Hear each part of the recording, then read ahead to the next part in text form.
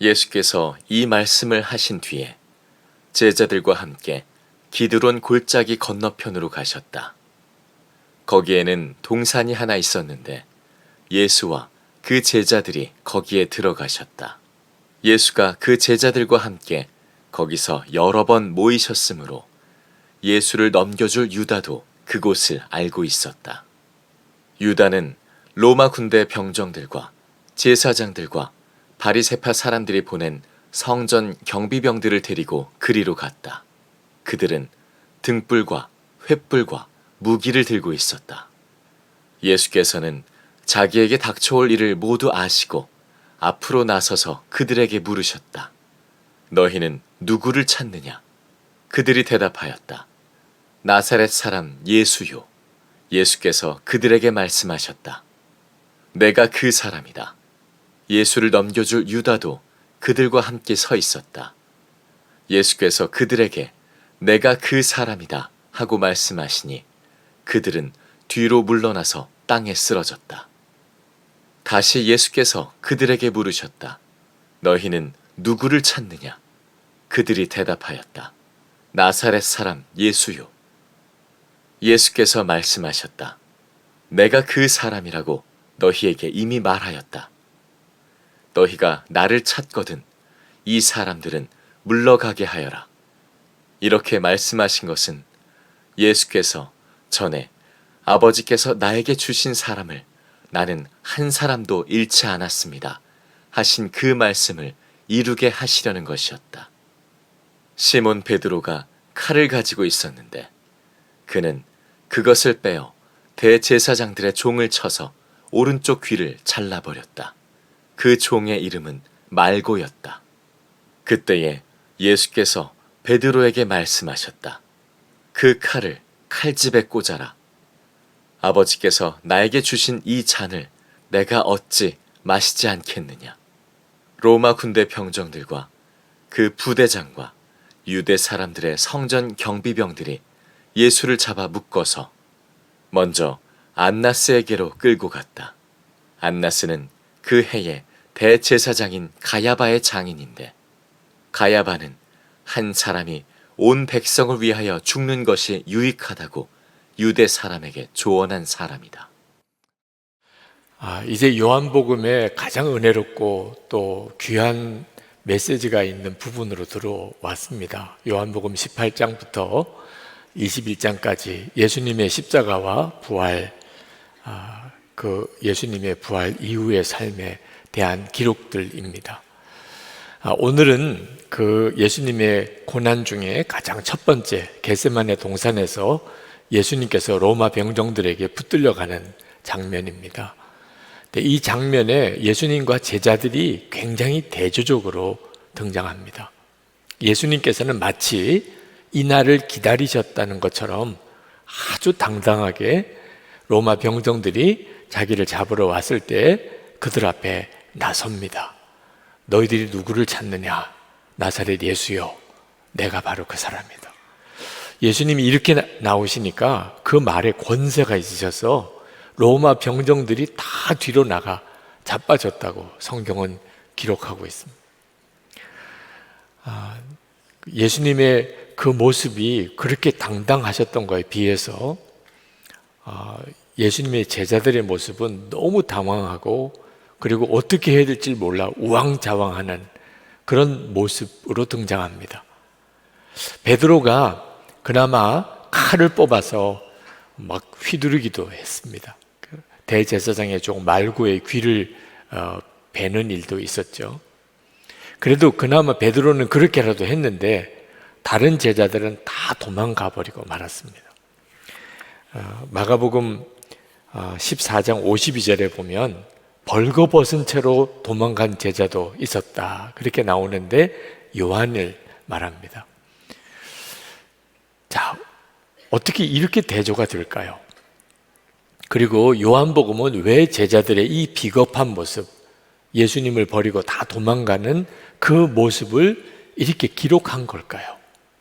우리들은 이 기사를 읽으면 제자들이 그랬나 보다 그 정도로 받아들이게 되지만 사실 이 제자들은 초대교회의 사도들입니다. 이 요한복음을 처음 읽는 사람들은 초대교회 성도들이었어요. 그들에게 있어서 사도는 예수님과 거의 같은 영적인 권위를 가지는 사람들이었습니다. 그런데 그 사도들이 예수님이 십자가 달리실 때 다 도망가 버렸다. 이건 사도들에게 있어서 엄청난 영적 권위가 무너지는 기사이기도 하잖아요. 그걸 왜 요한복음은 그 제자들의 그 모습을 그렇게 기록을 한 것일까? 우리가 오늘 이 말씀을 읽을 때 예수님께서 사실 제자들이 도망가도록 하셨다는 것 사실을 아주 좀 자세히 읽어볼 필요가 있습니다. 예수님의 제자들이 예수님을 버리고 도망간 게 아니고 예수님이 그 제자들을 도망가게 하신 거죠. 8절 말씀에 병사들이 자기를 잡으러 왔을 때 그 제자들은 놓아주라, 도망가게 하라, 그렇게 말씀하셨어요. 내가 그 사람이라고 너희에게 이미 말하였다. 너희가 나를 찾거든 이 사람들은 물러가게 하여라. 그러니까 제자들이 예수님을 버린 게 아니고 예수님께서 제자들에게 빨리 너희들은 가라, 너희들까지 붙잡힐 필요가 없어, 이러셨다는 거죠. 자, 그러면 요한복음이 제자들의 이 예수님을 비겁하게 버리고 도망갔던 이 기사를 쓴 의도가 뭘까 하는 거예요. 한마디로 말하면 예수님 안에서 어떤 사람도 변한다는 겁니다. 두려움이 가득했었어요, 제자들이. 그 제자들이 지금은 초대교회 사도들입니다. 그들 중에는 이미 순교한 사람도 있어요. 이렇게 변화될 수 있다는 거예요. 그래서 예수 믿고 믿음으로 살아가는데 마음에 두려움이 있는 사람들, 당신들도 변한다. 지금은 두렵지만 그 두려움이 어느 순간에 놀라운 확신으로 바뀌게 된다. 혹시 여러분 주변에 예수 믿고 믿음으로 산다고 하면서도 두려움이 많은 사람을 보면 절대로 무시하지 말라. 그 사람도 예수님 안에서 변한다. 오늘 요한복음에서 말씀하려는 매우 중요한 메시지예요. 제자들은 겟세마네 동산에서 예수님이 붙잡혀 가실 때 왜 예수님처럼 그렇게 당당하지 못했을까요? 그건 십자가 고난이 고통스럽고 굉장히 힘든 일이기 때문만 아니었어요. 두려움이었습니다. 마음속에 고난에 대한 두려움이 그들의 마음을 딱 옥죄고 있으니까 예수님은 당당하게 십자가의 길을 가시는 걸 보면서도 제자들은 다 도망가게 된 거예요.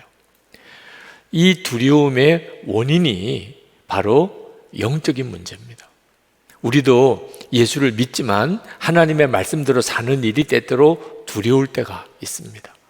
내가 말씀대로 살 수 있을까? 끝까지 믿음을 지킬 수 있을까? 근데 여러분 꼭 아셔야 되는 것이 그것이 어떤 일이 힘들기 때문에 하나님의 말씀대로 살게 되면서 당하는 희생과 대가지불 또 고통이 있기 때문에 주저하는 게 아니에요. 마음에 그 고생하는 것에 대한 두려움 때문에 그렇습니다. 이 두려움이 영적인 힘이 있는 거예요.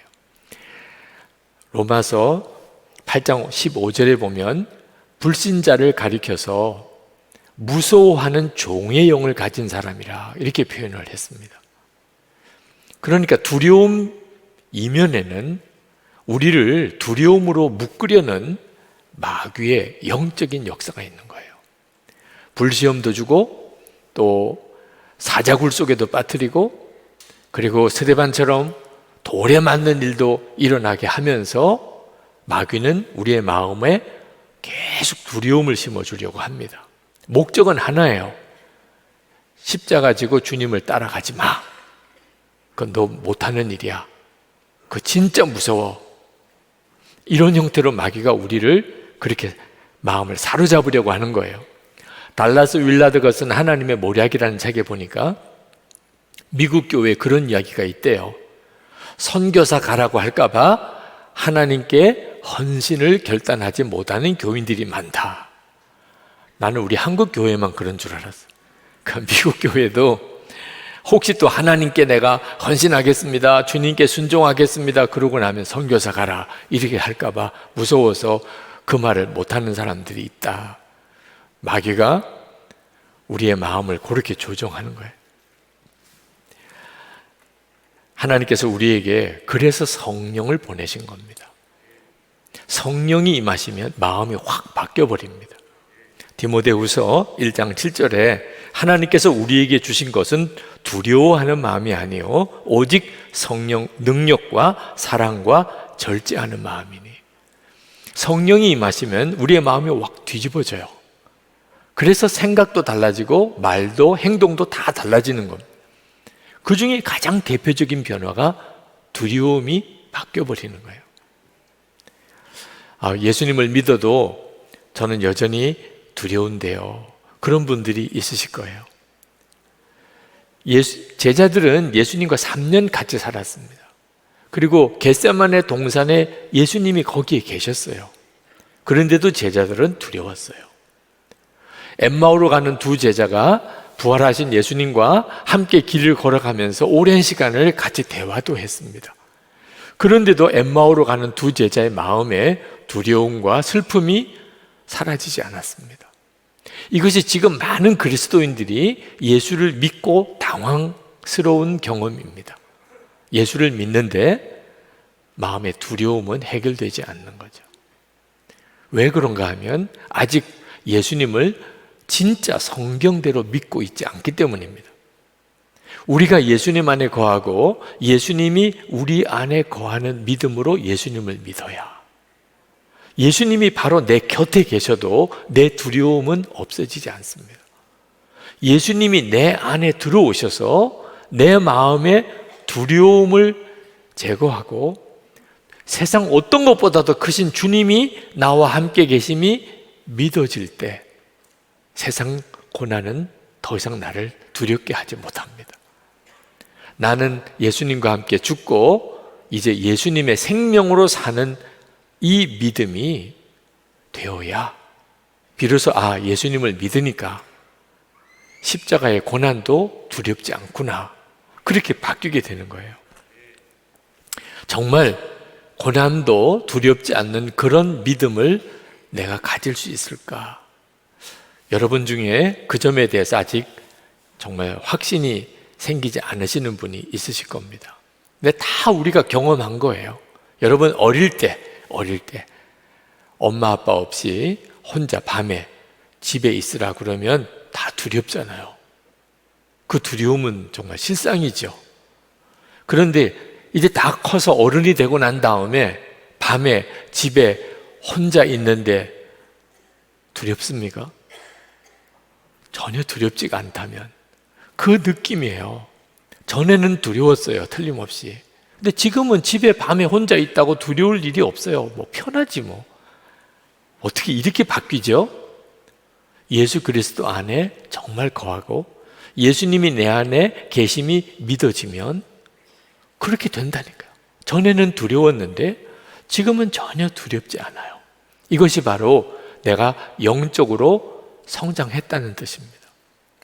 이제 연말이 가까우는데 또 한 살을 더 먹게 되죠. 여러분 절대로 나이만 먹어서는 안 됩니다. 영적으로도 같이 성장해야 합니다. 영적으로 성장한다는 게 무슨 의미죠?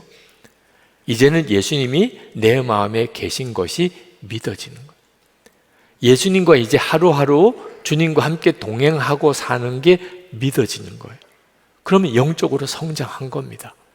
그 가장 놀라운 증거 중에 하나가 두려움이, 전에는 두려웠던 것들이 하나님의 말씀대로 산다는 게 두려웠던 것이 이제는 전혀 두렵지 않다는 겁니다. 루마니아의 리차드 범브란트 목사님은 대단히 유명한 목사님이십니다. 1948년에 루마니아가 공산화되었을 때 그때 체포되어서 공산 정권에 의해서 14년 동안이나 지하 감옥에서 말할 수 없는 고문을 당하고 큰 어려움을 겪었습니다.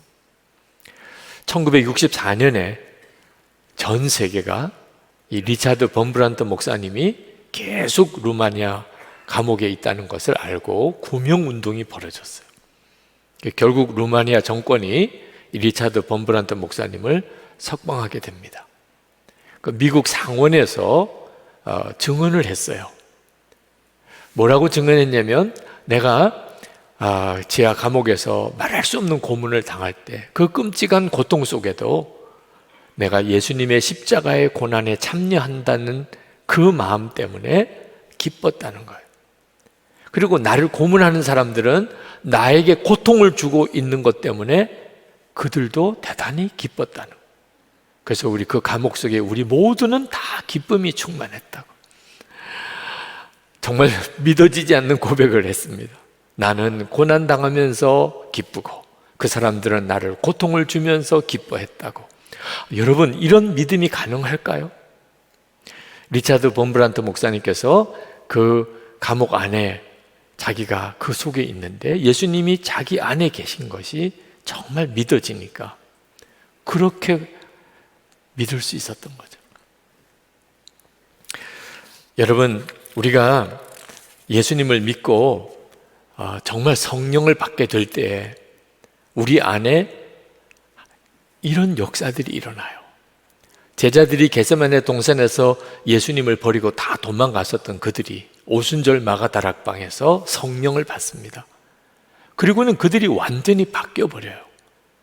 그리고 겁이 없는 사람, 두려움이 없는 사람처럼 보였어요. 초대교회 성도들은 사도들이 그런 모습이었어요. 그들은 이미 예수님 안에서 순교한 사람도 있고 나중에 다 순교하게 됩니다. 그들은 길거리에 나가서 예수님의 부활을 당당하게 전했고 하루에 3,000명씩 5,000명씩 예수를 믿는 역사도 일어났어요. 십자가 앞에서 그렇게 당당하셨던 예수님께서 그들 속에 임하셨기 때문에, 그러니까 사람이 그렇게 달라진 거예요. 세계 4차 로잔 대회가 2024년에 서울에서 열립니다. 그 국제 로잔의 대표가 되는 분이 마이클 오 목사님이에요. 그분이 이곳에서 설교도 하셨죠. 이 마이클 오 목사님이 40세 젊은 나이에 세계 국제 로잔 대표가 됩니다. 그는 한국계 미국 선교사로 일본에서 사역하셨던 분이에요. 그분이 국제 로잔의 대표가 되었다 할 때 전 세계 기독교회가 깜짝 놀랐어요. 왜냐하면 정말 너무 무명의 사람이었기 때문에. 한국의 어느 큰 교회 목사님께서 그 소식을 듣고 마이클로가 도대체 누구야? 그랬던 것 때문에 또 유명해요. 그 말을 나중에 마이클로 목사님이 전해 듣고 대단히 기뻤다고 그랬어요. 왜냐하면 마이클로 그는 아무것도 아니잖아, 이런 식의 의미니까. 하나님은 항상 약한 자, 또 미련한 자, 없는 것, 천한 것을 들어 쓰신다고 하셨으니 아무것도 아니라고 사람들이 나를 여기는 게 너무 기쁘다. 마이클로 목사님이 여기서 그런 고백을 하셨습니다. 마이클로 목사님은 하버드 대학을 나오고 선교사로 자원을 했습니다. 아버지가 대단히 반대하셨어요. $300 가지고 미국 이민 가서 억척스럽게 살면서, 그리고 자녀들을 정말 공부를 시킨 분이에요. 그런데 하버드 대학 나오고 선교사 가겠다고 그러니까 얼마나 화를 내는지, 나는 내가 우리와 함께 미국에서 살기 원한다. 그 말은 너 위대한 삶을 살 수 있는데 왜 아무것도 아닌 것, 그런 존재로 살려고 하는 거야, 그런 뜻이잖아. 그때 마이클로가 아버지에게 그렇게 이야기를 했다고 그래요. 아빠, 감사해요. 그러나 저는 좋은 대학, 좋은 직장, 누구나 부러워하는 그런 평범한 삶을 살고 싶지 않습니다. 주님 오실 때까지 계속 자손 대대로 그렇게 사는 삶을 저는 원치 않습니다. 아버지로서는 이해할 수가 없었어요. 화를 내셨다고 그래요. 그 마이클 오가 어떻게 그렇게 살 수 있었을까요? 예수님과 온전한 하나됨을 눈떴기 때문에요. 그는 이렇게 말합니다. 제 인생은 나를 위하여 사는 것도 아니고 일본 사람을 위하여 사는 것도 아닙니다. 주 예수님께서 저를 위하여 사는 삶입니다. 예수님은 우리가 자손 대대로 잘 먹고 살라고 십자가에서 죽으신 것이 아닙니다. 그러면서 고린도 후서 5장 15절 말씀을 인용했습니다. 그가 모든 사람을 대신하여 죽으심은 살아있는 자들로 하여금 다시는 그들 자신을 위하여 살지 않고 오직 그들을 대신하여 죽었다가 다시 살아나신 이를 위하여 살게 하려 함이라. 그러면서 그가 그렇게 고백했어요. 우리가 주 예수님이 드러나실 수 있다면 나는 아무것도 아닌 사람이 되어야 합니다. 여러분 이해하실 수 있으시겠어요? 아무것도 아닌 사람이 되는 일에 대한 두려움이 없어요. 그러니까 주 예수님을 드러내는 삶을 사는 거예요. 우리 안에 주님이 오시고 내가 그것이 정말 믿어지게 되면, 그러면 내가 이 세상에서 유명해지고 싶고 여기서 뭐 많은 것을 누리고 싶은 것, 그게 아무것도 아닌 것처럼 깨달아져요. 그리고 사람들이 나를 무시할 거다, 두렵지 않아요. 진짜 좋은 것을 발견했기 때문이에요. 여러분, 두려운 일이 얼마나 많습니까? 게다가 예수 믿고 잘 살아보려고 하는 것은 더 두려울 수도 있어요. 믿음으로만 살 수 있을까? 사랑만 하며 살 수 있을까? 사명 위에서만 내가 살 수 있을까? 예수 믿는 것도 잘 믿으려면 계속 우리 마음에 두려움이 와요. 그때 여러분 걱정하지 마십시오. 그 두려움을 해결해 주실 분은 예수님이세요. 주님이 두려움이 없어지게 해주신다는 거예요. 우리는 무슨 일이 있어도 내 힘으로는 두려움을 없앨 수가 없어요. 하나님께서 우리에게 주님을 바라보게 하시는데 우리가 눈으로 주님을 볼 수가 없습니다. 그러나 믿음으로 주님을 볼 수 있어요. 이게 정말 놀라워요. 예수님께서 한 사람도 주님 앞에 온 사람을 절대 포기하지 않으시겠다고 약속하셨어요. 9절 말씀에 아버지께서 나에게 주신 사람을 나는 한 사람도 잃지 않았습니다. 지금 여기 계신 여러분 모두의 이 영상으로 이 말씀을 듣는 이들도 마찬가지예요. 한 사람도 예수님은 포기하지 않으세요. 어떻게 주님을 바라보고 두려움에서 이길 수 있을까요? 하나님께서 우리에게 믿음을 통하여 지금 주님이 우리와 함께 계신 것을 보게 하세요. 히브리서 11장 1절에 믿음은 바라는 것들의 실상이요 보지 못하는 것들의 증거니. 또 요한복음 20장 29절에 너는 나를 본고로 믿느냐? 보지 못하고 믿는 자들은 복이 있도다. 지금 우리 모두가 다 눈으로 보지 못하지만 예수님을 믿음으로 보는 그 은혜의 세계 속에 살고 있어요.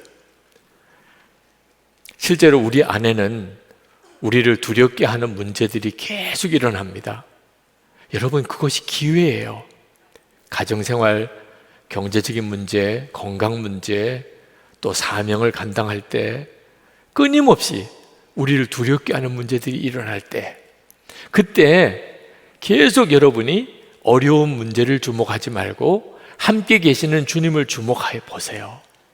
여러분 스스로가 알게 돼요. 두려움이 바뀌었다는, 내 마음속에 두려움이 없어졌다. 한번 우리 장로님들과 중국으로 수련회를 갔었는데 그때 상하이에 있는 동방명주라는 큰 높은 빌딩에 전망대에 올라갔었습니다. 근데 올라갔더니 바닥이 유리로 되어 있는 곳이 있더라고요. 뭐 정말 깎아지른 듯한 그런 높이에서 밑바닥이 이렇게 보이는 아찔한 곳이었어요. 그 위에 이렇게 올라서서 걸어 보았는데 누가 저에게 묻더라고요. 목사님 무섭지 않으세요? 이렇게 묻더라고요. 그래서 제가 그분에게 그렇게 말씀을 드렸습니다. 저는 이것보다도 훨씬 더 무서운 일을 계속 많이 겪고 살기 때문에 이 정도는 괜찮습니다. 제가 겪는 가장 두려운 순간은 매주 교인들 앞에서 설교하는 시간입니다. 매주 이렇게 서보니까 아유, 이 정도는 아무것도 아닙니다. 그렇게 말씀을 드렸는데 잘 이해하셨는지 모르겠어요. 여러분들도 잘 이해가 되시려는지. 여러분, 매주일 이렇게 성도들 앞에서 말씀을 전하는 이 순간도 믿음의 싸움이에요. 저에게는. 근데 그것이 저를 엄청나게 바꿨어요. 눈에 보이는 것과 눈에 보이지 않으신 예수님, 어떤 게 더 커 보이나요? 많은 성도들이 눈에 보이는 문제가 더 커 보입니다. 그래서 두려운 거예요. 그런데 우리가 계속 주님을 바라보는 삶을 살아보면, 그래서 24시간 주님을 바라보고 매일 일기로 써보라고 권하는 거예요. 뚜렷하게 달라져요. 세상 문제는 더 이상 나를 두렵게 하지 못한다는 걸 알게 됩니다. 저는 솔직히 겁이 많은 사람이에요.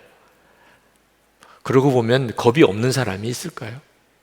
어릴 때부터 참 자라면서 이것도 두렵고 저것도 두렵고, 그런데 제일 두려운 것은 목회였어요.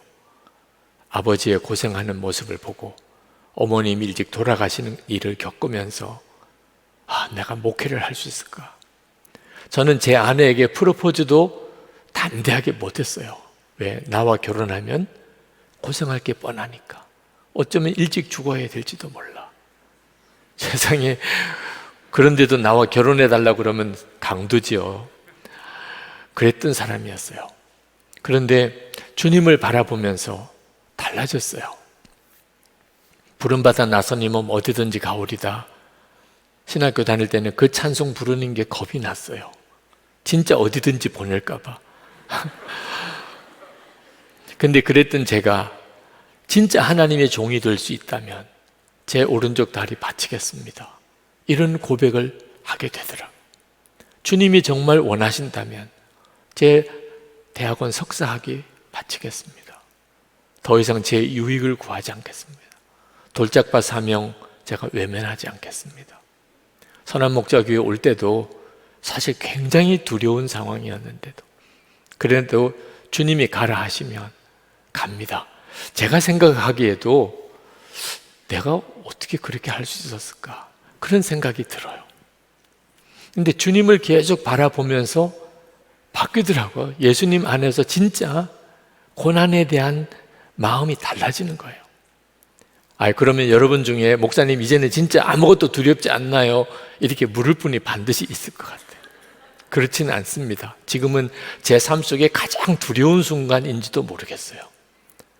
제게 주어진 일들을 하나하나 이렇게 보면. 근데 이제는 알아요. 이런 때 어떻게 해야 되는지. 문제를 바라보고 어려운 일을 주목하면 진짜 아무것도 못해요. 주님을 바라보는 거예요. 그거밖에 할 게 없어요. 그러면 주님께서 정말 신기하고 놀라울 정도로 제 마음과 생각을 바꾸세요. 여러분에게 지금 두려운 문제들이 있으실 겁니다. 다 성격은 다르겠지만 여기서 하나님 말씀대로 산다, 그 자체는 더 두려울 수도 있어요. 오늘 이 시간 하나님, 제 안에 주님이 이미 오셨는데 제 속에도 두려움을 바꿔주세요. 겟세마네 동산에서 예수님 버리고 도망갔던 제자들, 나중에는 순교도 두려워하지 않는 초대교회 사도들이 된 이 역사가 제게도 일어나게 해주세요. 예수님이 여러분의 마음에 계신 걸 진짜 믿어야 되고 그 주님을 계속 바라보아야 돼요. 그러면 주님이 하세요. 세상을 이기는 놀라운 믿음의 담대함, 능력과 사랑과 절제하는 마음, 여러분 안에 충만해지게 됩니다.